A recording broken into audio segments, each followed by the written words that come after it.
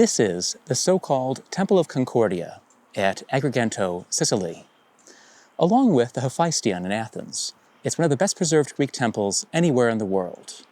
Little but the roof is missing. The building owes its excellent state of preservation to the fact that it became a church in late antiquity and was carefully maintained. Few other pagan sanctuaries were so fortunate. When Constantine converted to Christianity, there were, by one count, 424 temples in the city of Rome. Tens of thousands more were scattered across the provinces. They soared heavenward, like the temple of Jupiter at Baalbek. They crouched beneath the earth, like the oracle of the dead at Ephora. They housed flocks of doves and sacred fish, mammoth tusks and meteorites, shapeless idols of age-black wood, and chryselephantine statues with glowing eyes. They were the most spectacular, most expensive, most famous buildings in the known world. And, within 2 centuries of Constantine's reign, virtually every one was abandoned or destroyed. Some temples were attacked by Christians. Martin of Tours burned shrines and felled sacred groves in the Gallic countryside.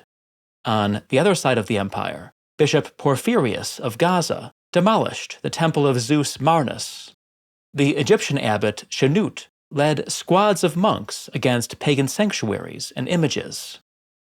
The violence came to a crescendo during the reign of Theodosius I, when a Christian mob sacked the Serapeum of Alexandria, and the orator Libanius begged for an end to the rampant destruction of pagan shrines around Antioch.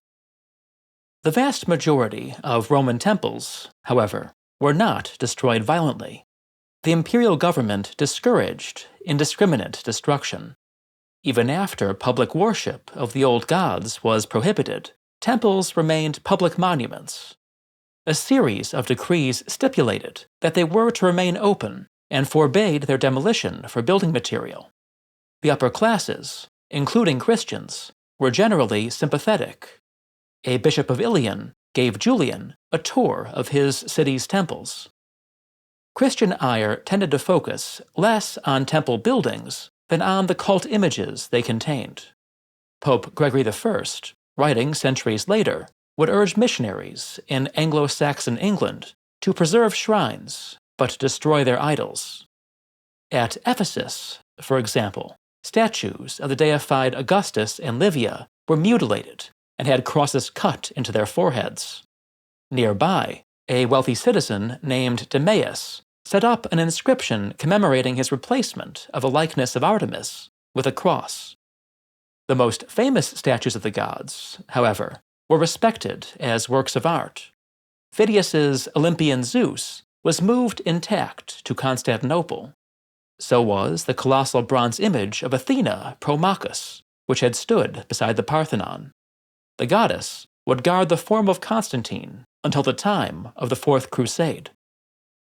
We'll discuss the ultimate fate of Rome's temples after a brief word about this video's sponsor. Whenever I step into an ancient ruin, I wonder what it once looked like. Now, with Portyl, I don't have to just imagine it. Portyl is a groundbreaking app that transports you directly into the ancient world. Using historically accurate reconstructions and photorealistic CGI, it creates immersive XR experiences that let you walk through history. In Rome, for example, witness a triumphal procession at the Colosseum, or feel the energy of thousands of spectators at the Stadium of Domitian. Scan the QR code on screen with your mobile device, and you'll receive 5 free tickets with the app, enough to watch some of Rome's greatest monuments come to life. And with Portyl, Rome is only the beginning. Returning to our topic. Many temples were maintained for decades after being closed for worship. In most cases, they were finally ruined by some combination of earthquakes and pillaging. As early as the mid-4th century, only a generation after Constantine, Libanius complained that the citizens of Antioch were stripping stone from temples for reuse in their homes. Eventually, the emperors condoned the practice. It was rumored that Justinian built columns from the Temple of Artemis at Ephesus into Hagia Sophia. Only a small minority of temples were converted into churches. This was partly a matter of incompatibility. A church is a congregational building where people gather to worship. Temples, designed to shelter only the statue and possessions of a god, were not, and tended to be too dark and cramped for Christian services. An additional problem was the widespread belief that temples were haunted.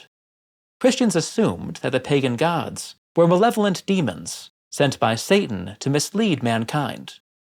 These beings lurked in the strongholds of the old religion, waiting to tempt or possess the unwary. To be rid of them, a temple had to be thoroughly purified, ideally by a resident holy man. In most Roman cities, the first monumental churches were built on the outskirts, often near a martyr's tomb. It was only later, from the mid-4th century, that they began to appear in city centers, and the first temples were converted. In Rome, no temple seems to have become a church before the Pantheon, consecrated in 609.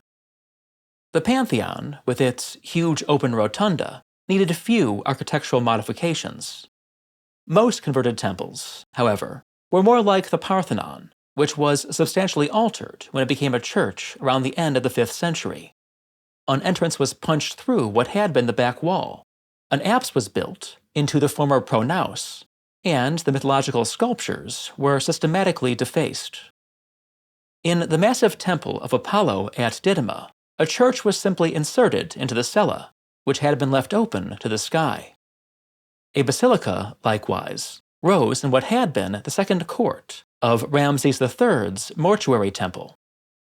The most common method of converting a temple into a church, however, was to fill the spaces between the colonnades and partially or wholly dismantle the cella within, creating a three-aisled basilica. The best-preserved Greek temples, the Temple of Hephaestus at Athens and the Temple of Concordia at Agrigento, were both remodeled in this way. Other temples underwent more radical adaptations. In Rome, the medieval church of San Nicola in Carcere was built over 3 adjoining temples. The central temple became the nave. The outer walls engulfed the colonnades of the temples on either side.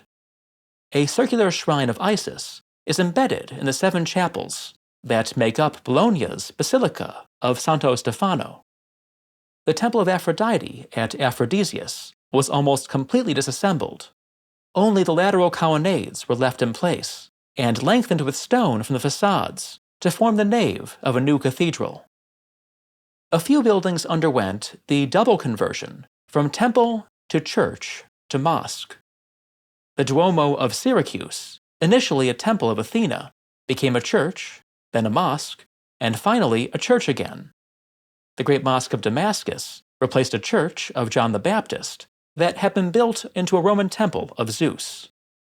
At the Parthenon, the call to prayer was heard for centuries over the Christian frescoes clinging, ever more precariously, to the walls of Athena's temple. To learn more about temples, churches, and the broader transformation of Roman cities in late antiquity, check out my podcast interview with Dr. Luke Lavan, linked on screen and in the description. On the Told in Stone Patreon, I recently posted a new episode of Rome in Review, my series exploring movies and TV series set in the ancient world.